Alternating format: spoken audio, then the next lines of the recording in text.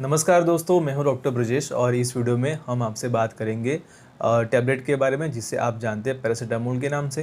Paracetamol बहुत ही commonly use होने वाली ओवर द काउंटर ड्रग है। इसका मतलब ये है कि आपको डॉक्टर के प्रिस्क्रिप्शन के बिना भी ये गोली आपको फार्मेसी के ऊपर आपको मिल जाती है। अपने जीवन काल में हर एक ने ये गोली का इस्तेमाल किया होगा। बहुत ही कॉमनली यूज़ होती हैं बुखार उतारने के लिए, या तो फिर सर दर्द के लिए, या तो फिर आपके जो जॉइंट्स में पेन हो रहा है उसके लिए, या तो फिर आपके पीरियड्स पेन के लिए, या तो फिर एब्डोमिनल पेन के लिए, या तो सर्दी की वजह से जो पेन होता है उसको उतारने के लिए। ये जो गोली है वो काफ़ी सेफ़ मानी जाती है, उसके साइड इफ़ेक्ट्स बहुत ही कम होते हैं। तो ये जैसे बहुत ही कॉमनली यूज़ होती हैं, तो इसके बारे में जानना भी ज़रूरी है कि इसकी कोई साइड इफ़ेक्ट्स है कि नहीं है, और अगर है तो कौन सी है, और हमें इसके लिए किन किन चीज़ों का हमें ध्यान रखना चाहिए। तो सब जानते हैं कि इससे साइड इफ़ेक्ट्स तो वैसे बहुत ही कम होती हैं, लेकिन जानने के लिए बता देते हैं कि सबसे मोस्ट कॉमन जो साइड इफ़ेक्ट होती हैं वो पेट की गड़बड़ी होती है, जिसके अंदर पेट में वॉमिटिंग जैसा फीलिंग आता है, पेट में दर्द हो सकता है, कई बार स्किन के अंदर रैशेस हो सकते हैं, और बहुत ही कॉम केसेस में कभी कभी किसी को रिएक्शन भी आ सकता है। ये कॉमनली होता है उन नॉर्मल डोज लेने से, इस अदरवाइज़ इसका और कोई साइड इफ़ेक्ट्स नहीं है। अगर आप हाई डोज लेते हैं तो इसकी साइड इफ़ेक्ट्स आने की पॉसिबिलिटी बहुत ही बढ़ जाती है, और इससे आपको प्रॉब्लम भी हो सकती है। तो सबसे पहले जान लेते हैं कि ये कौन कौन सी स्ट्रेंथ में आते हैं, उसके पावर कौन से होते हैं। ये जो गोली आती है ये अलग अलग पावर में आती है। कॉमनली बड़ों के लिए ये 500 मिलीग्राम या 650 मिलीग्राम में आती है। बच्चों के लिए ये 125 मिलीग्राम या 250 मिलीग्राम में आती है। और अगर आपको इसको इंजेक्शन के रूप में देना है तो ये 1000 मिलीग्राम के रूप में भी आती है।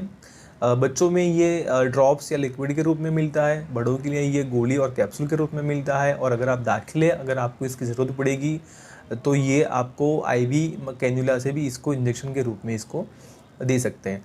नॉर्मल भी आपको कभी भी इसका 4 ग्राम से ज़्यादा दिन का सेवन करना नहीं चाहिए। मतलब है कि नॉर्मल डोज अगर माना जाए तो ये 1.5 से 2 ग्राम तक आप इसको ले सकते हैं। अगर आप इसे डबल भी मान ले तो भी 3 ग्राम के हिसाब से होता है।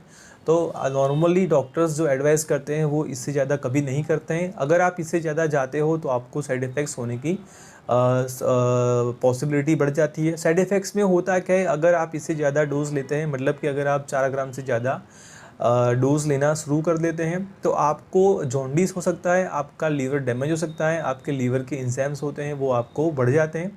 तो ये सबसे कॉमन साइड इफ़ेक्ट्स है अगर आप ज़्यादा डोज में गोली ले रहे हैं, तो ये आपको हो सकता है। जो लोग ज़्यादा ड्रिंक करते हैं, दिन के 3 या 4 पैक लगा लेते हैं, इन लोगों को भी लीवर की टॉक्सिसिटी होने की पॉसिबिलिटी बढ़ जाती है। तो उनको खास ख्याल रखना है कि इनको तीन ये अगर ये गोली ले रहे हैं तो ये गोली का मात्रा या डोज उनको कम रखें, और जितनी ज़रूरत हो उतना ही ले।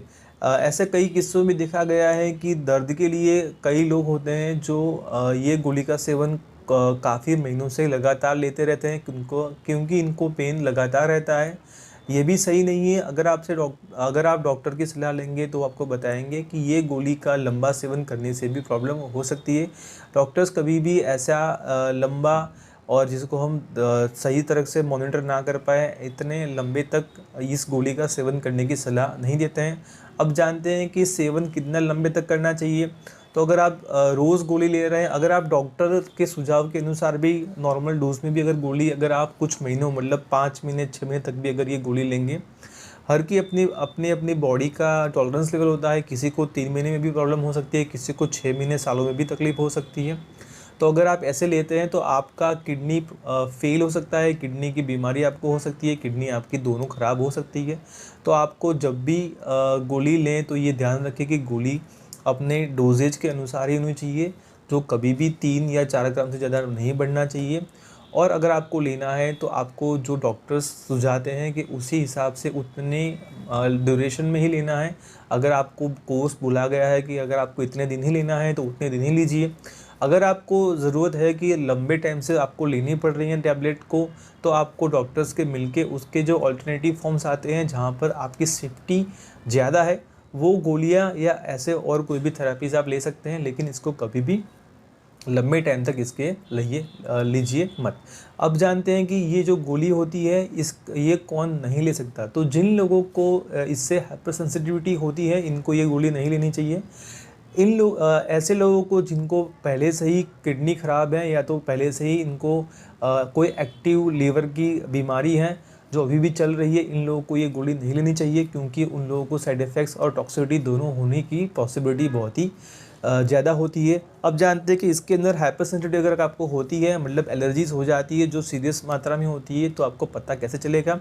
अगर कोई गोली खाता है तो गोली खाने के तुरंत बाद कुछ मिनटों या कुछ घंटे के बाद अगर आपको स्किन में रैशेस आ जाते हैं, स्किन में इचिंग हो जाती है, अगर आपका चेहरा सूज जाता है, अगर आपका मुंह और ज़ुबान सूज जाती है, अगर आपको सांस लेने में तकलीफ़ पड़ती है, अगर आपको पेट में काफ़ी दर्द हो रहा है, अगर आपका बीपी कम हो रहा है, अगर आपको चक्कर आके गिर जाते हैं, ऐसे कुछ भी अगर आपको होता है तो इसका मतलब है कि आपको ये गोली सूट नहीं हो रही है, इससे आपको हाइपर सेंसिटिविटी हो रही है। ऐसे किस्सों में आपको तुरंत ही डॉक्टर से मिलना चाहिए, इमरजेंसी डिपार्टमेंट में जाइए और इसका इलाज करवाइए, और फ्यूचर में कभी भी ऐसी गोली आपको लेनी नहीं चाहिए। अब जानते हैं कि ये गोली प्रेगनेंसी और लैक्टेशन जो स्तनपान कराती महिला होती है, इनके लिए कितनी सेफ़ है। तो सबसे पहले बता देता हूँ कि पेन किलिंग के लिए सबसे सेफ़ रास्ता प्रेगनेंसी के अंदर यही गोली का है। इसका सेफ्टी प्रोफाइल बहुत ही अच्छा है, फिर भी इसको लंबे टाइम तक नहीं लेना चाहिए। जब भी हो सके आपको ड्यूरेशन जो है इसका जो भी प्रमाण किया गया है, कम से कम और जितना ज़रूरत है उतना ही लीजिए। अब इसमें एक साइड इफ़ेक्ट है जो बहुत ही कम दिखी जाती है, लेकिन इसको मेंशन करना बहुत ही ज़रूरी हो जाता है। जिन लोगों को ऐसी जो गोलियां होती हैं, ये गोलियां प्रेगनेंसी के दौरान लंबे टाइम से लेते हैं, इनके कुछ बच्चों को चाइल्डहुड के अंदर अस्थमा होने की पॉसिबिलिटी हो जाती है, उनको सांस की तकलीफ़ हो सकती है या तो फिर उनको सांस फूलने लगती हैं। तो ऐसे कुछ किस्सों में देखा गया है कि प्रेगनेंसी के दौरान अगर ये गोली खाते हैं तो उनको अस्थमा हो सकता है। लैक्टेशन के दरमियान ऐसी कोई प्रॉब्लम नहीं होती है, लेकिन फिर भी प्रेगनेंसी लैक्टेशन ऐसा पीरियड है जहाँ पे किसी भी गोली का आप प्रयोग ना करें। Thank you. हाँ।